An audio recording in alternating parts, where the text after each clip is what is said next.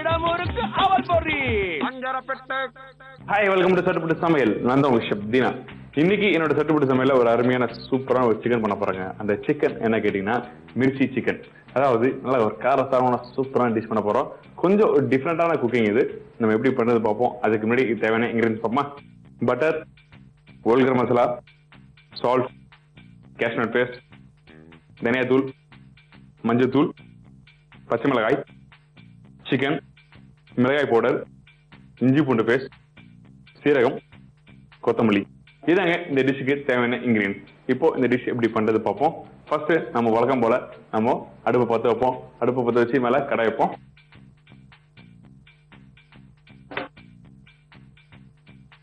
இப்போ அடுப்பு பற்ற வச்சிருக்கோம். அது மேல இந்த நான்ஸ்டிக் கடாய் வச்சிருக்கோம். இப்போ இந்த டிஷ்ஷுக்கு கொஞ்சம் பட்டர் போடுவோம். ரொம்ப ஒரு ஈஸியான டிஷ்ஷுங்க இது. ஆனால் கொஞ்சம் குக்கிங் வந்து டிஃப்ரெண்டா இருக்கும். யாருமே வீட்டில் ட்ரை பண்ணியிருக்க மாட்டீங்க. அதோட ஸ்பெஷல் என்ன சொல்றேன், இந்த டிஷ்ஷோட ஸ்பெஷல் இங்க பாருங்க, கேப்சிகம் வச்சிருக்கேன். இந்த கேப்சிகம் வந்து எல்லோ, கிரீன், ரெட் இந்த 3 கலரையும் வந்து நல்லா பாயில் பண்ணியிருக்கேன். இந்த பாயில் பண்ணும்போது இதை கொஞ்சம் பட்டலவங்க போட்டிருக்கேன், கொஞ்சம் இஞ்சி போட்டிருக்கேன். நல்லா பாயில் பண்ணி நல்லா பேஸ்ட் பண்ணி குக் பண்ணி வச்சிருக்கேன் நான். பாருங்க, இதுதான் இந்த டிஷ்ஷோட ஸ்பெஷல் இது. இப்போ நம்ம பட்டர் போட்டிருக்கோம். பட்டர் நல்லா மெல்ட் ஆயிருக்கு. இப்போ இதுல வந்து கொஞ்சம் பிரிஞ்சி இலை, லவங்கம் இதெல்லாம் போடலாம். இந்த பிரிஞ்சி எல்லாம் போடும்போது கொஞ்சம் லைட்டா கிரஷ் பண்ணி போடுங்க. இந்த பிரிஞ்சி எல்லாம் போட்ட பிறகு ஒரு செகண்ட் நல்லா வதக்குங்க. கொஞ்சம் இஞ்சி பூண்டு பேஸ்ட், இதோட நம்ம வச்சிருக்க சிக்கன். இப்போ இந்த சிக்கன், பட்டர், ஜிஜி பேஸ்ட் நல்லா வதக்குங்க. அதுக்கு பிறகு நம்ம இதுல மசாலா ஆட் பண்ணலாம். கொஞ்சம் சால்ட் ஆட் பண்ணலாம். நல்லா பாருங்க, ஒரு டிஷ்ஷுக்கும் ஒரு டிஃப்ரெண்ட் குக்கிங் இருக்கு. அதாவது சில டிஷ்ஷுக்கு வந்து மசாலா எல்லாம் போட்டு எல்லாம் கிரேவி ரெடி பண்ண பிறகு சிக்கன் ஆட் பண்ணுவாங்க. ஆனா இந்த டிஷ்ஷுக்கு வந்து நான் லைட்டா பட்டர் போட்டுருக்கேன், ஹோல் கரம் மசாலா, இஞ்சி பூண்டு போட்ட பிறகு நம்ம சிக்கனை போட்டு இதுல நல்லா சோதனை பண்றேன். கொஞ்சம் லைட்டா வாட்டர் பண்ணிக்கலாம்.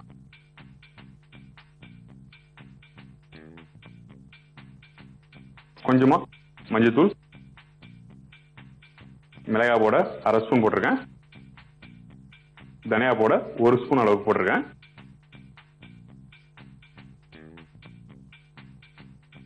இப்ப இந்த மசாலா எல்லாத்தையும் ஒன்னா போட்டு நல்லா மிக்ஸ் பண்ணுங்க. இருக்கிற தண்ணியிலேயே வந்து நல்லா வதக்கலாம். அதுக்கு பிறகு கொஞ்சம் இதெல்லாம் வாட்டர் பண்ணலாம். இந்த மசாலா எல்லாம் இந்த சிக்கனோட நல்லா கோட்டிங் ஆகணும். அதுக்கு பிறகு இதெல்லாம் வாட்டர் ஆட் பண்ணலாம். இப்போ நல்லா நம்மளுக்கு கோட்டிங் ஆயிருக்கு. இப்போ இதுல வந்து கொஞ்சம் வாட்டர் ஆட் பண்றோம்.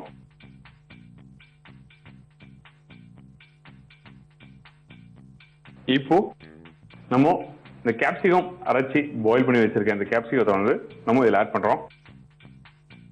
கேப்சிகம் வந்து நான் 3 கலர் போட்டிருக்கேன். ஒன்று வந்து பச்சை, மஞ்சள், சிவப்பு.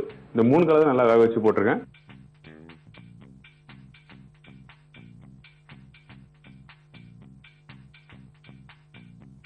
நம்ம ஸ்பைசி சிக்கன் பெரும்பாலும் வந்து வீட்டில் வந்து என்ன பண்ணோம்னா நிறைய மிளகாத்தூள், தனியாத்தூள், பச்சை மிளகாய் இது மாதிரி நிறைய மசாலாலாம் போட்டு பண்ணுவாங்க. பேசிக்கா ஆனியன் டொமேட்டோ இல்லாம பண்ணவும் மாட்டாங்க. ஆனா இந்த டிஷ்ஷுக்கு வந்து நம்ம ஆனியன் டொமேட்டோ யூஸ் பண்ணவே இல்லை.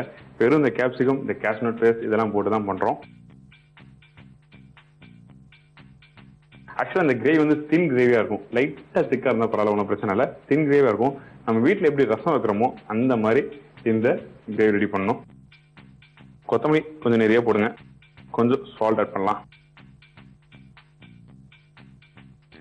இப்போ இந்த கிரேவி நல்லா கொதி வந்த பிறகு நம்ம இங்க அரைச்சு வச்சிருக்க கேஷ்நட் பேஸ்ட் ஆட் பண்றோம்.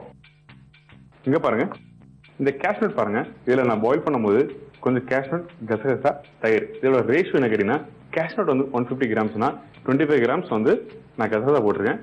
ஒரு 100 ml தயிர் போட்டிருக்கேன். எல்லாத்தையும் ஒன்னா ஊற வச்சு நல்லா அரைச்சு வச்சிருக்கேன். இப்போ இந்த பேஸ்ட் வந்து நான் 1 ஸ்பூன் அளவுக்கு நான் ஆட் பண்றேன். நான் ஆல்ரெடி சொல்லியிருக்கேன், செமி கிரேவி, அதாவது கிரேவியா தான் இருக்கணும். ரசம் எப்படி இருக்கோ அதே மாதிரி தான் இருக்கணும்.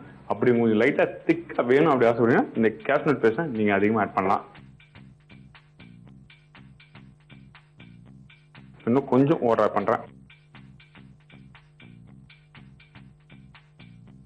அதே மாதிரி பிரெஸ்ட்டை வந்து நீங்க ரொம்ப நேரம் வேக வச்சீங்கன்னா என்ன ஆகுன்னா, அந்த அந்த மார்பு உள்ள கோழி அது என்ன பண்ணா ரொம்ப நேரம் வேக வச்சீங்கன்னா அது பஞ்சு மாதிரி ஆயிடும்.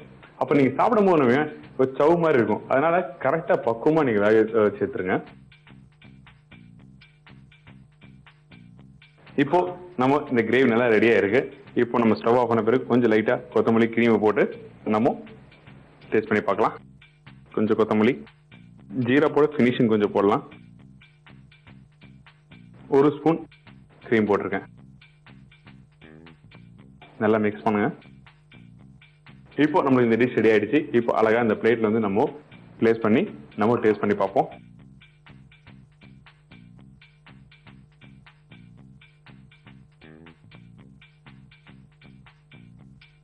இப்ப கார்னிஷ்க்கு கொஞ்சம் லைட்டா கொத்தமல்லி போடலாம்.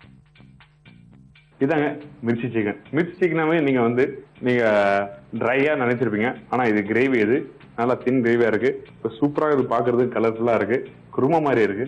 இப்போ இந்த டிஷ்ஷை வந்து நான் டேஸ்ட் பண்ணி பார்த்துட்டு எப்படி இருக்கு ரியலா அப்படின்னு உங்களுக்கு சொல்றேன்.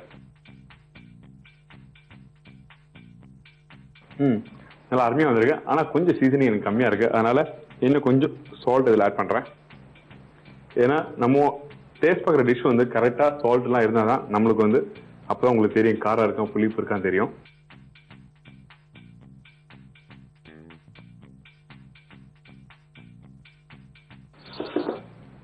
காரமா சூப்பரா வந்திருக்கு. கண்டிப்பா நீங்க வீட்டுல ட்ரை பண்ணுங்க.